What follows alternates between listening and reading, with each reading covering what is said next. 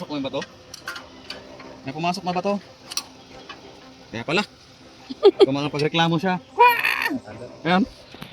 Ayan ang salarin patingin. Nasala rin guys, oh. Bato. Ikaw lang maliit ka, napakaabala mo. Meron pa isa. Nag-offroad kasi kami, natalsik yung bato, pumapasok dito. Balik mo. Siyaw ka, Jo. Kaper. Ano siya? Ilang bato siya? Meron bang malaki? Okay, isa. Dalawang bato. Tapos nangyari to kung kailan tayo. Ang flight niya 9:45. No. Ano oras? 40. Eh nasa ano pa kayo? 7:40 pa lang. 60 kilometers pa. Kaya yan. 1 hour. Kasi airport. All good na. Kabiyas na.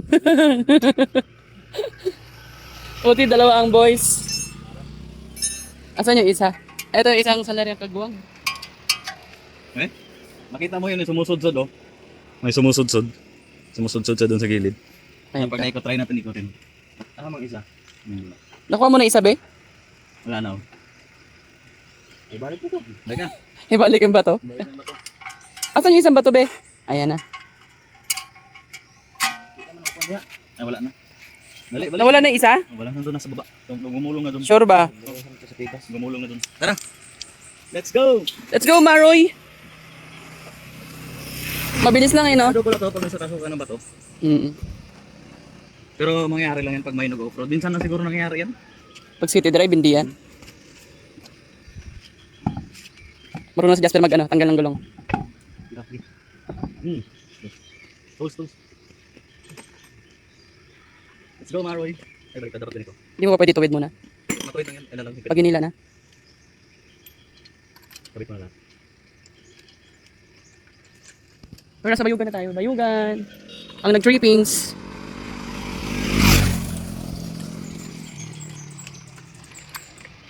Bago lang yun siya, no? Siguro nung galing tayo dun sa, sa rough road. Talsikan siya. Sabi ko na kayo babalik dun, ha. Talsikan ko nga itong mga to. Para di na sila bumalik dun. Sabi na doon.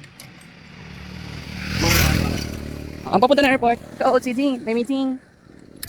Pero yung kinakabahan, dalawa na kayo eh. Sabi ko, bakit siya magsusudsod? Wala naman siyang karapatan.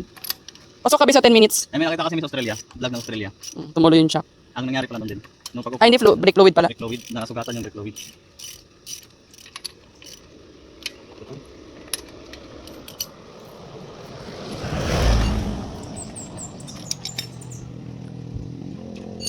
Saan?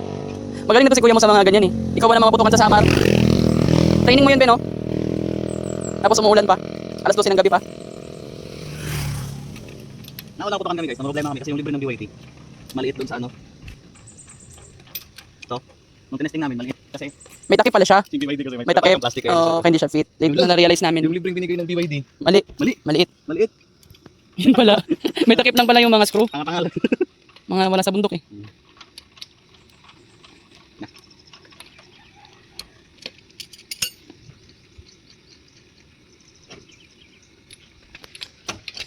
Thank you. Go. Pasok ka ba sa 10 minutes, be? Pasok ka.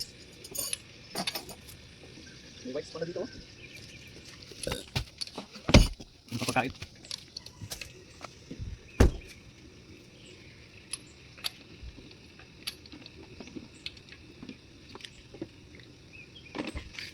Balik sa libutan. Buta na. Butang yan, Per. Ang luktok mo.